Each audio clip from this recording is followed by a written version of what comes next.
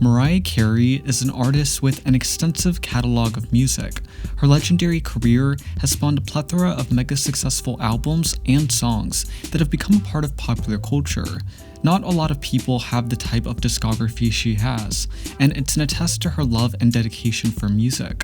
One of the most important bodies of work to ever come from Mariah's career would be her self-titled debut album. Released at the start of the 90s decade, this is the project that would turn Mariah Carey into a household name, as well as set the precedent for the type of success she could achieve. In this video, we're going to be discussing the making of Mariah's debut album, its legacy in her discography, as well as the controversy surrounding her initial image. Let's get into it. Before we are able to fully appreciate the history behind Mariah's debut album, it's imperative that we understand the obstacles she went through to create it. Ever since Mariah was a child, she knew that she wanted to be a singer. She would often use her voice and writing abilities as a method to shield herself from the traumas of being a child in an extremely toxic household. Determined to reach her dreams of superstardom, Mariah moved out of her home right after high school and traveled to New York City, working random jobs by day and recording demos by night. It would be her hard work, grit, and faith that would keep her going, and she eventually landed a job doing background vocals for singer Brenda K's Star. Brenda was an integral part to Mariah's come-up, as she helped get Mariah's demo tape into the hands of Sony media executive Tommy Mottola.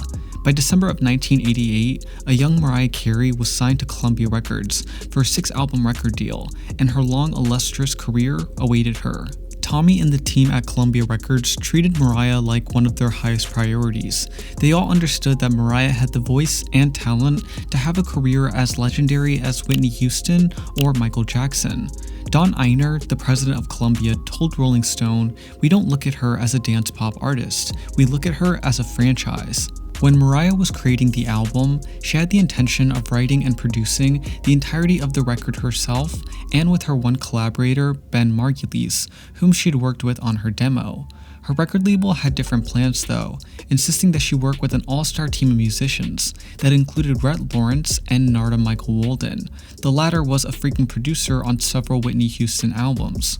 While Mariah's debut album was being pressed, Columbia Records took her on an early promotional tour to meet radio hosts, retailers, and label executives so that people could be acquainted with the artist that was about to take over the world. Mariah then released her self-titled debut album on June 12th of 1990. The record contains a total of 11 tracks, 4 of which were reworked songs that were on the demo that she had given to Tommy Mottola. The first single, titled Vision of Love, would be the world's introduction to Mariah's powerful voice and famous whistle register. The gospel-influenced track was written right after she got her record deal, and sees Mariah thanking God for her accomplishments and recounting her harsh come-up. The next single, titled Love Takes Time, is a soulful power ballad where Mariah is grappling with saying goodbye to a lover. The song was a last-minute addition and was actually supposed to go on her sophomore record. However, when record executives got wind of the song, they stopped pressing for the album to add it on. Mariah also dabbled with the 80s dance pop scene on tracks Someday, You Need Me, and Prisoner. The latter features 2 rap verses from Mariah that are both unexpected and entertaining.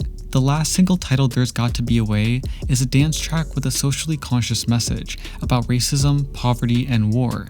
It's a standout track amongst the remaining power ballads that showcase Mariah's insane voice. The album was a critical and commercial success, garnering 4 #1 spots on the Billboard Hot 100 and earning 4 Grammy nominations. Despite the immense success though, Mariah has been notorious for disliking certain songs on the album. She felt that the producers Columbia Records gathered didn't do anything to the songs but overproduced what Ben and her had already done on the demos. She told the Philadelphia Inquirer, "I didn't get credit, even on my first album, in which some of the songs were exactly the same productions I did on my demos. These big producers would come in and just tweak a few things." When Mariah was promoting the album and making her first television appearances, something that was a big topic of discussion was her race.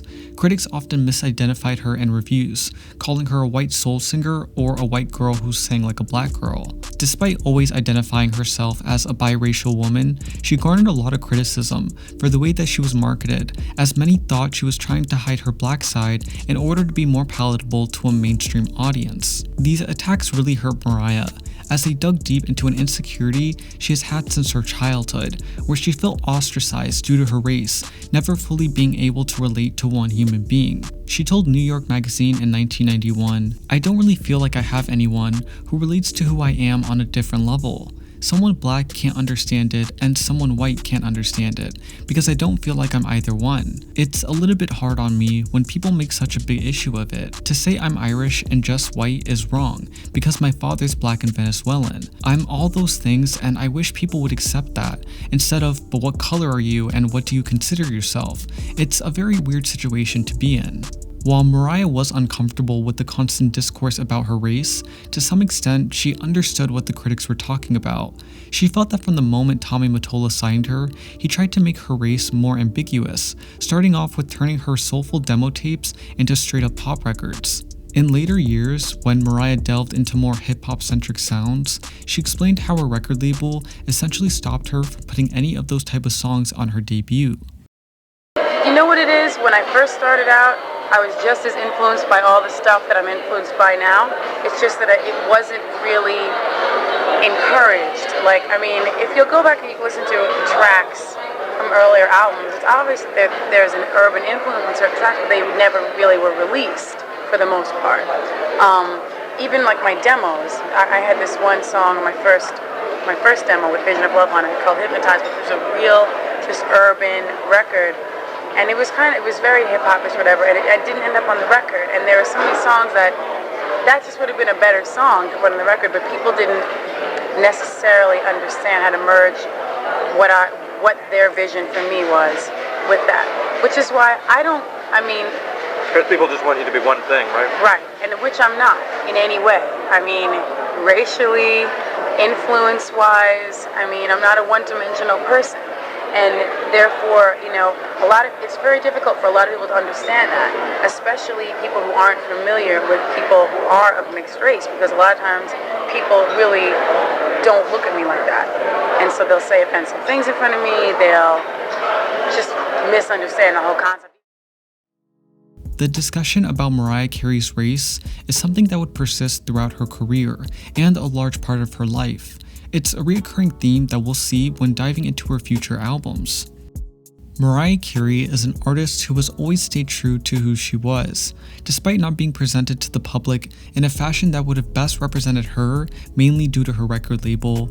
It doesn't at all take away from the importance and influence that this album has had on a generation of singers. A plethora of artists, from Beyoncé to Christina Aguilera to Nelly Furtado, have talked about the impact of this album on their careers and how it essentially taught them how to sing. It's the first of many important albums Mariah would create, and the introduction to the unforgettable voice that we all love today.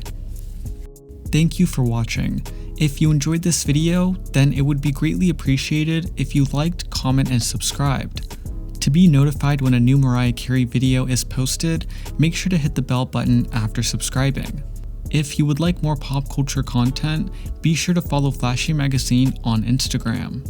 That's all I got for now. Thank you guys again for watching, and I'll catch you guys with the next video real soon.